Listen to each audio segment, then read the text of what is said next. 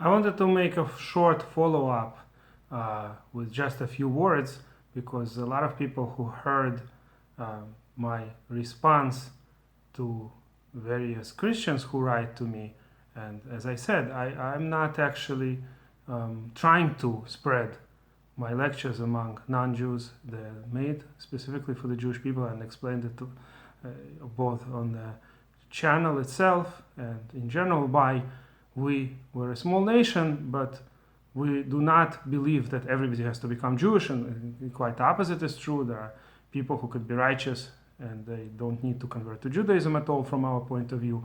And that's why generally the rabbis, Jewish rabbis, generally address to the audience of other Jews. But I didn't create the algorithm that YouTube uses, and people, mostly Christians I guess, often make comments, and a lot of the comments are missionary type of comments that they try to prove to me something about why Christianity is true. And as I mentioned in the previous lecture, I'm not trying to argue with Christians, and I do think there is a purpose in whatever the good that they do. I once gave a donation of $180 to a Christian organization that helps people in Africa, for instance. Because I don't think there are Jewish organizations that could do the same thing. We're a small nation. There's only a few of us, but there's over a billion Christians. And therefore, I'm not trying to convert anybody. But I do not like when people think that they can sell us Christianity that wasn't sold for the last 2,000 years. If from the beginning, when the founder of Christianity himself could not convince the Jewish people, and now you think that you could argue that there's no new arguments here. You cannot come up with anything that wasn't already answered long time ago. So still, since I'm getting these comments, I decided to make a short video, which came out actually longer than I thought, where I was discussing some of the most basic principles. But a lot of people who heard it started answering back without even listening and understanding what I said. So I'm going to again make this follow-up video, very short, just to the point. The Jewish people have a history as predicted completely by the Torah. The Torah clearly says that there will be Jewish people at the end of days who will keep the commandments. There is only one large group of Jewish people who are trying to keep the biblical commandments. That's Orthodox Jews who follow the Talmud, the Talmudic law, what's called rabbinical Jews. So Christians may think whatever they want about the Talmud, but there is no alternative. There is nowhere in the Torah or in the prophets that it says that in the end of days the Jews would convert to another religion, or that it was the non-Jews for the last 2,000 years that were right and we're wrong. In fact, the opposite. It says many times that the Jews will come back to keeping the commandments fully. That it says all the commandments of the Torah are given so that we keep them, and that's the whole purpose of Messiah, the Mashiach, that we'll keep the commandments even better at his time. The idea is that we'll all come back and return in Shuvah. And the only reasonable way to keep the commandments is according to Talmudic law. There's no competitive type of Judaism today. There are very few Karaim left. There's no Sadducees left. Almost no, used to be Shomronim, Samaritans. All kinds of groups existed, all kinds of sects. Almost all of them disappeared through our history, or some of them have like 1,000 people left today. So obviously Torah is not talking about those tiny groups. When it's talking about the Jewish people, now most of Jews today do not really keep fully the law of the Torah or the law of the Talmud. It's true, most people today are not fully religious. But a lot of people are coming back, that's number one. Number two, those who do come back, they still come back to rabbinical Orthodox Judaism based on the Talmud. There's no real significant alternative. If there would be, let's say, millions of Karaim today, one could perhaps argue that maybe they have the true understanding. Just like, for instance, among Christians, there are actually a lot of groups, and each one claims to have the true understanding of Christianity. Among Muslims, there are a lot of groups. Among us today, the only ones that can be the ones that the Bible is talking about the end of days, about our Shuvah, about our keeping the commandments, are the Talmudic Jews, the Jews who base their religion on the oral law recorded in the Talmud. So it doesn't matter what Christians might think about the Talmud. The issue is that for us, we don't really have a major alternative, a real competition here. There are some Jews who are not fully religious, but if they want to come back to religion, or those commandments that they do keep, a lot of Jews don't keep everything, but they keep some things, they still keep it according to Talmudic law. For instance, Karaim have a completely different calendar. By them, Rosh Hashanah may be on a different day. Do you see that the Israelis, or the vast majority of Jews who are even not religious, would keep Rosh Hashanah on the day that the Karaim think is the correct calendar? Of course not. So just because there's 1,000 or somewhat more people of some sect, they're definitely not presenting real competition. So the real, whatever the verses meant in the Torah that talk about the Jews that will come back to fully accepting the religion, it has to be based on rabbinical Judaism. There's simply no viable alternative here. So the Judaism that we have is the only real way to follow the biblical law. And therefore, whatever Talmud teaches us, we don't even have to prove the specific cases. In this case is the Talmud right, in that case is the Talmud right. Even if the Talmud would be wrong in something, it doesn't matter. This is the only real Judaism that exists, and therefore it must be that whatever God predicted about the Jewish people, that's how we're going to be in the end of days. Certainly God knew what's going to happen, and if he wanted, he could keep the covenant with the Sadducees or with the Karaim, but he didn't. All these groups disappeared, or in some cases almost disappeared, just because there's a few hundred Samaritans today in Israel. They certainly don't represent any viable alternative. Okay, they follow the laws that the ancestors seem to follow. I don't know to what extent they're religious today, but a lot of the Karaim don't really, even those who are descendants of Karaim today, a lot of them don't really follow the Karaim law either. But there was a whole complete mess with regards to Karaim, because they each one interpreted whatever they wanted, so they had disputes on the most basic issues.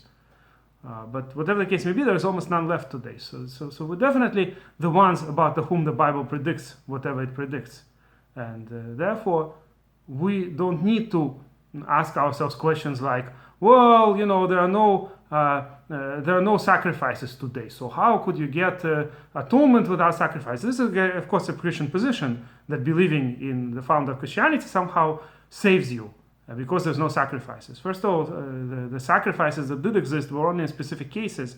Secondly, the Torah does say that for the longest time we're not going to have sacrifices, and the temple will be destroyed. All of it is predicted. There's no question about that. So we keep those covenants that apply to us today. We keep everything that applies, and those that don't apply, we don't keep, because even in the biblical times, not everybody was able to always bring sacrifices. We lived far away, for instance, and things like that. But the truth is, if you look carefully, there are only specific mostly unadventured sins. When a person, for instance, the way the Talmud explains it is, if a person, for instance, broke Shabbat but by accident, that's when a korban would have been brought, a sacrifice would have been brought. But not if a person knowingly breaks Shabbat.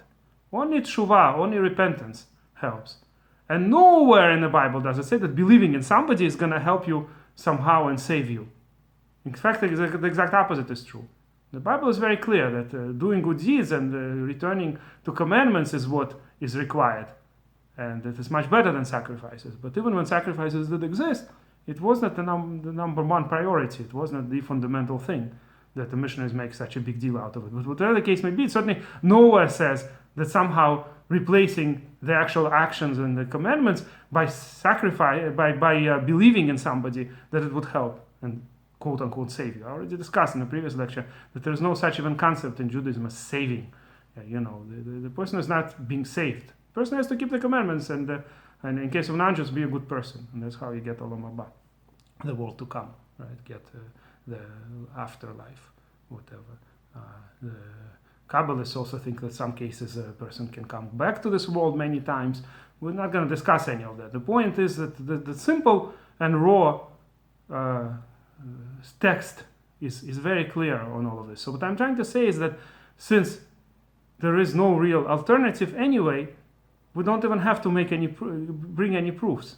We could just rely on the Talmud, because there is no real alternative. But in this particular case, I gave you an example of a proof, of sort of proof. I could give specific verses. I'm sure you could easily find, there are so many lectures on this that show that various verses in the Torah say that the sacrifices are not the most important thing. There's only a very limited scope to what extent the sacrifices actually help. And certainly there's no way of replacing. And altogether, the whole idea that the Torah says that mitzvahs are forever, the commandments are forever, and then come in Christians and say, no, by the ultimate sacrifice that somebody did, and believing in him somehow saves you and you don't need to keep all those commandments. The whole thing makes no sense. And besides, there were so many other wonderful people who died in terrible deaths. For instance, Rabbi Akiva. So maybe believing in Rabbi Akiva would save you, right? The whole thing makes absolutely no sense. So many people were killed, including very righteous people. Why would believing in somebody, they like to quote the 53rd chapter of Isaiah. I already spoke in the previous lecture about this, but even if we take this to mean that it's talking about Mashiach, first of all, it couldn't possibly be talking about the founder of Christianity.